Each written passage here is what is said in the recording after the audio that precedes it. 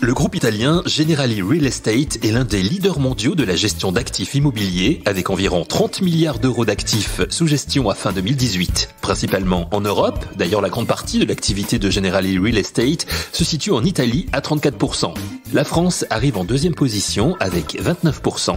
Le groupe est très présent également au Royaume-Uni et c'est à Londres qu'est installée Tina Payet, Global Head of Sustainable Investing, responsable mondiale de l'investissement durable chez Generali Real Estate. Les grands entretiens, un podcast Imo Week. Tina Payet nous parle dans un premier temps de la situation économique du groupe Generali Real Estate à l'issue de cette année 2020 marquée par la crise pandémique. Ensuite, Tina Payet évoquera les principaux engagements de Generali Real Estate en matière d'immobilier durable. Écoutez, je pense que effectivement personne ne pouvait prévoir ce qui s'est passé en 2020, mais quand on est un gestionnaire d'un parc aussi vaste que nous sommes chez Generali Real Estate, on a une base assez solide pour faire face à ces imprévus.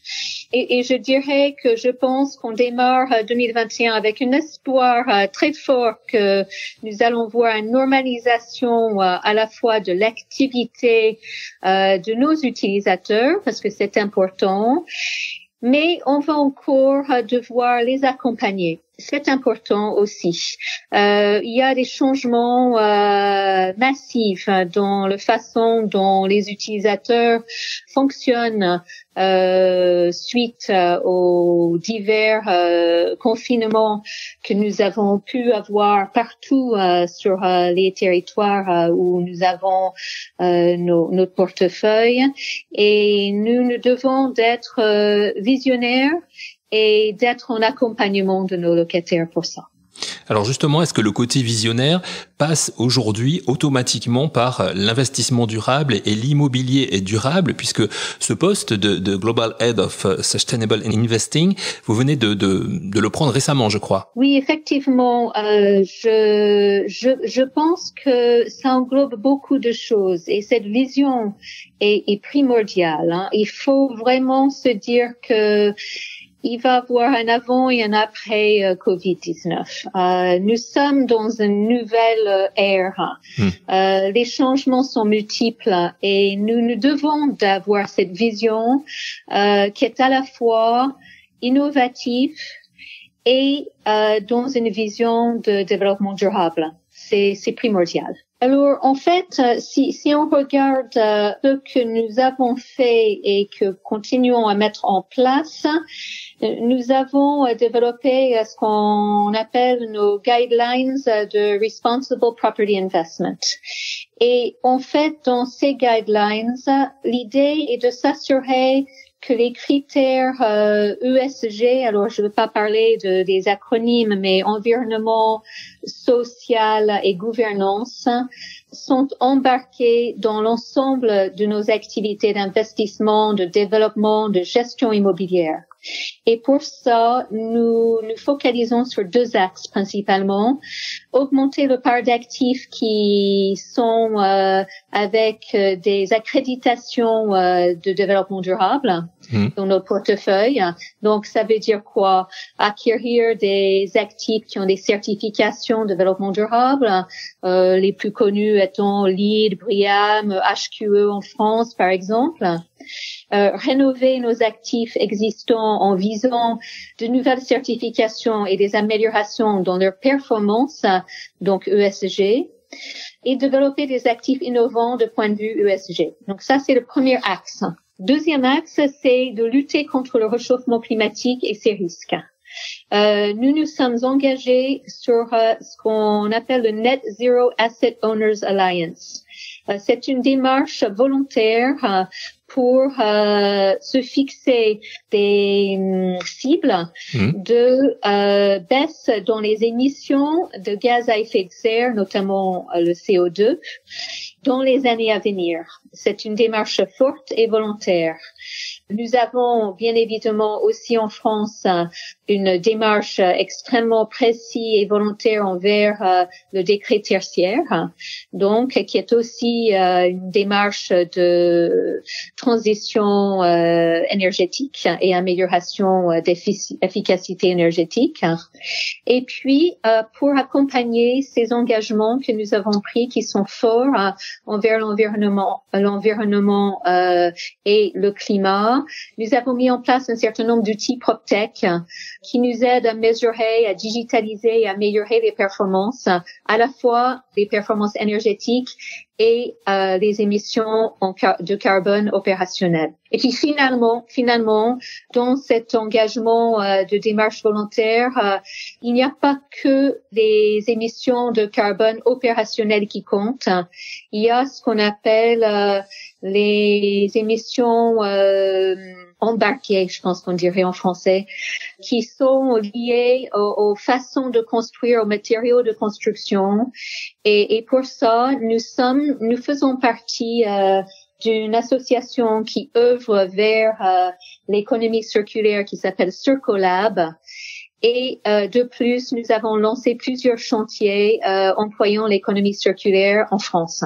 Donc ça, c'est vraiment la vision globale des commitments et des exemples qu'on peut avoir par rapport au développement durable.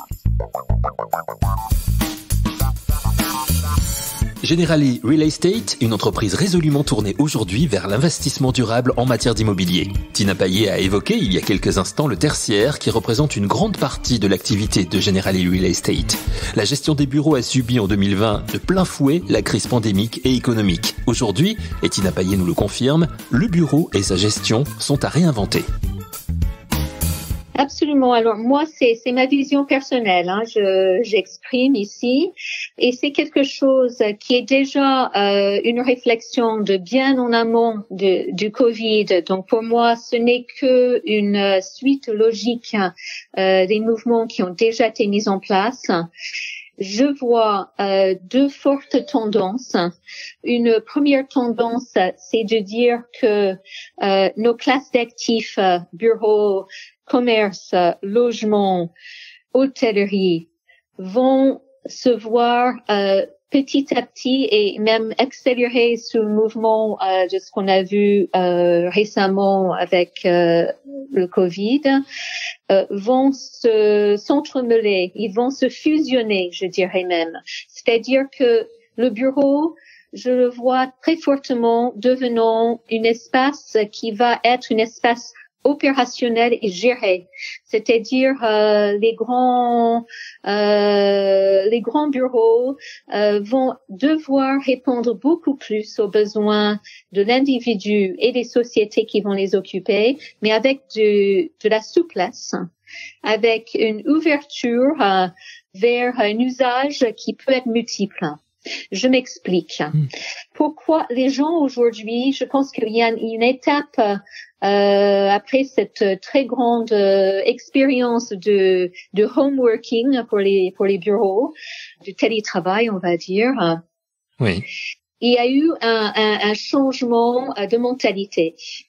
Et aujourd'hui, on ne va pas faire revenir en arrière les gens.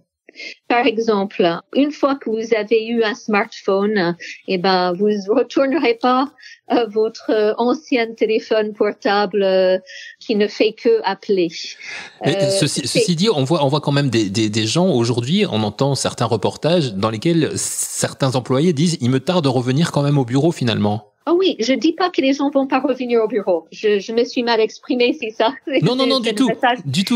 Mais en fait, ce que je vois, c'est que je ne vois personne qui volontairement passerait 1 heure le matin, 1 heure le soir en transit pour aller vers un bureau où on va s'asseoir derrière son bureau physique et répondre à des emails.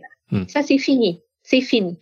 C'est pas, on irait au bureau parce que d'abord, on a envie d'y aller au bureau, parce que ça nous offre autre chose. C'est une possibilité de travailler d'une manière plus créative avec d'autres personnes, de faire des rencontres, de faire de co-création. Ce sont des activités qui ne sont pas les mêmes qu'on fera si on est en train de travailler soit à la maison, soit plus proche de la maison. Je ne dis pas que les gens vont toujours revenir travailler chez eux. Pour bien des personnes travailler chez eux, ce n'est pas satisfaisant. Ils n'ont pas la place. Ils ont peut-être des distractions importantes. Ils n'ont pas forcément la possibilité de bien travailler chez soi, n'est pas donnée à tout le monde. Je pense qu'il y aura de plus en plus de ce qu'on appelle, surtout dans les grandes villes, qui ont des problématiques de transport, de longs trajets de transport.